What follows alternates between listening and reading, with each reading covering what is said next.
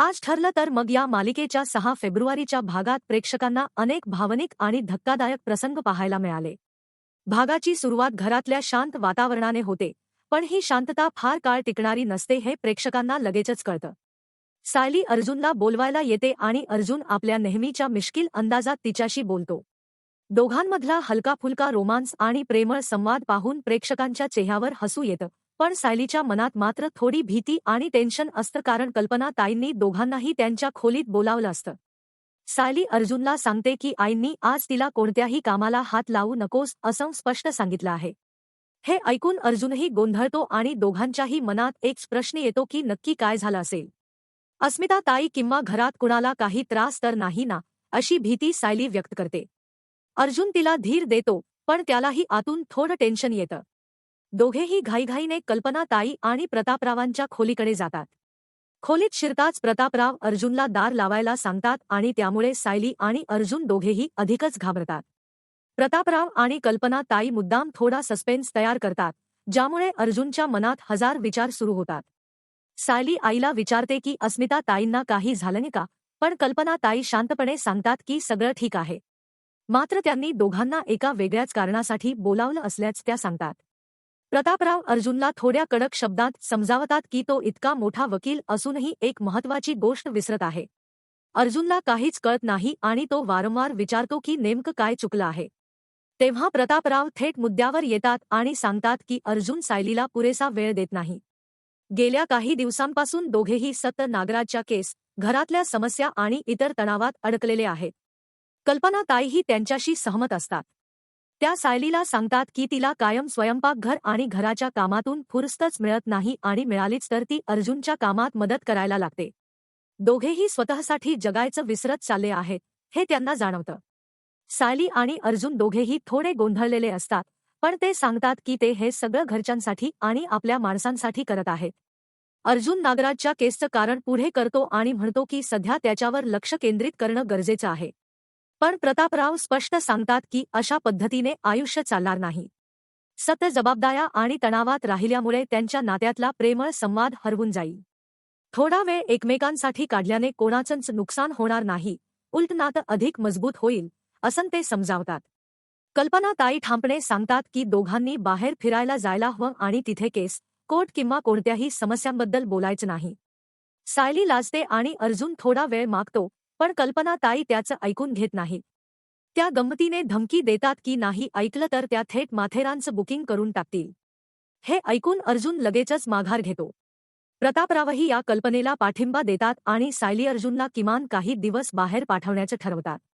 अखेरीस तडजोड म्हणून दोघांना सकाळी बाहेर नाश्त्याला जायला सांगितलं जातं. कल्पना ताईंनी आधीच विमलला सांगितलेलं असतं की सायली आणि अर्जुनला घरचा नाश्ता द्यायचा नाही. घरच्यांच्या आग्रहामुळे आणि प्रेमामुळे अखेर सायली आणि अर्जुन तयार होतात. सायली आणि अर्जुन तयार होताना प्रेक्षकांना एक हलका-फुलका आणि आनंदी मूड पाहायला मिळतो. सायली सुंदर ड्रेसमध्ये दिसते आणि अर्जुन तिच्याकडे पाहतच राहतो. दोघांमध्ये प्रेमळ क्षण रंगतात आणि अखेर ते दोघेही बाहेर नाश्त्याला निघतात. काही दिवसांनंतर अशा प्रकारे निवांत वेळ मिळाल्यामुळे दोघांनाही थोडा हलकेपणा जाणवतो. दुसरीकडे साक्षीचा सीन दाखवला जातो. ती आतून खूप घाबरलेली असते. नागराज आणि महिप्त जेलमध्ये गेल्यानंतर आता आपलाही नंबर लागेल का, ही भीती तिला सतावत असते. अर्जुन आणि सायलीला आपण जिवंत आहोत हे कळलं असेल का, असा विचार ती करत असते. तेवढ्यात सचिन येतो आणि साक्षी दचकते. सचिन तिला बाहेर नाश्त्याला जायचा प्लॅन सांगतो, पण साक्षीला बाहेर जायची अजिबात इच्छा नसते. कुणी ओळखलं तर काय, अशी भीती ती व्यक्त करते. शेवटी सचिनच्या हट्टापुढे ती तयार होते, पण स्वतःची ओळख लपवण्यासाठी मास्क आणि गॉग घालते. सचिनला हे सगळं विचित्र वाटत असतं, पण तो काही बोलत नाही. इकडे अर्जुन आणि सायली कॅफेमध्ये पोहोचतात. मेनू कार्ड पाहून सायली गोंधळते कारण तिला त्या परकीय पदार्थांची नावं समजत नाहीत. अर्जुन तिला चिडवतो, पण शेवटी तिला आवडणारी इडली सांबार ऑर्डर करतो. दोघेही जुन्या आठवणींमध्ये रमून गप्पा मारतात आणि निवांतपणे नाश्ता करतात. याच कॅफेमध्ये काही वेळाने साक्षी आणि सचिनही येतात. ते सायली अर्जुनच्या थोड्या अंतरावर बसतात. साक्षी अजूनही मास्कमध्ये असते आणि सतत घाबरलेली दिसते. अर्जुन कॉफी घ्यायला आणि सायलीचा फोन चार्जिंगला लावायला काउंटरकडे जातो, तेव्हा सचिन अर्जुनचा आवाज ऐकतो आणि लगेचच घाबरतो. अर्जुनला ओळखून तो तिथून काढता पाय घेतो आणि साक्षीला तात्काळ निघायचा बहाणा सांगतो. सायलीही आज अस्वस्थ असते. तिच्या मनात सतत तोच चेहरा फिरत असतो. ती देवासमोर दिवा लावते आणि मनापासून प्रार्थना करते की सत्य लवकर समोर यावं. अर्जुन घरातून बाहेर पडताना तिला सांगतो की आज कोर्टात महत्त्वाची सुनावणी आहे. सायली त्याला काळजीपूर्वक जात असल्याचं सांगते. साक्षी कोर्टाच्या आसपास येते. लांबूनच ती इमारतीकडे पाहते. आतमध्ये अर्जुन आहे हे तिला माहीत असतं. तिच्या पायांमध्ये त्राण उरत नाही. पण ती स्वतःला सावरते. इतक्या वर्षांच्या अपराधभावनेनंतर आज काहीतरी बदल होणार आहे ही जाणीव तिला पुढे जाण्याची ताकद देते. कोर्टात सुनावणी सुरू होते. नागराजच्या प्रकरणात नवे मुद्दे मांडले जातात. अर्जुन आत्मविश्वासाने युक्तिवाद करत असतो.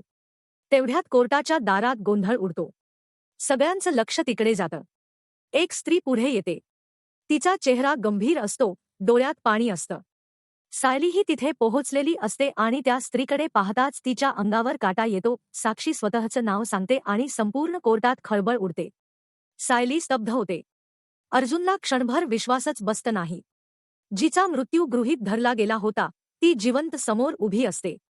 साक्षी सांगते की ती नागराजच्या दबावाखाली लपून राहिली होती. तिने आजवर जे सहन केलं त्याची कबुली ती देते. नागराजचा चेहरा फिक्का पडतो. सगळं उघड होणार हे त्याला कळून चुकतं. कोर्टात वातावरण तंग होतं. अर्जुन साक्षीकडे पाहतो. त्याच्या डोळ्यात प्रश्न, राग आणि सत्य जाणून घेण्याची तळमळ असते. सायलीच्या डोळ्यात मात्र फक्त अश्रू असतात. तिच्या मनातली शंका खरी ठरलेली असते. साक्षी सांगते की आज तिला काहीही नको आहे, फक्त सत्य बाहेर यावं एवढीच इच्छा आहे. तिच्या कबुलीमुळे केसला नवं वळण मिळतं. कोर्टात निर्णय पुढे ढकलला जातो, पण एक गोष्ट स्पष्ट होते की आता काहीच पूर्वीसारखं राहणार नाही. भागाचा शेवट सायली आणि अर्जुन एकमेकांकडे पाहतात त्या दृश्याने होतो. त्यांच्या नजरेत अनेक प्रश्न असतात. साक्षी जिवंत असल्यामुळे नागराजचा खेळ संपण्याच्या मार्गावर आहे, पण त्याचसोबत नवे संघर्ष उभे राहणार आहेत याची चाहूल प्रेक्षकांना मिळते. पुढच्या भागात कोणत्या सत्याचा स्फोट होणार आणि कोणाचं आयुष्य कायमचं बदलणार हा प्रश्न अनुत्तरित राहतो.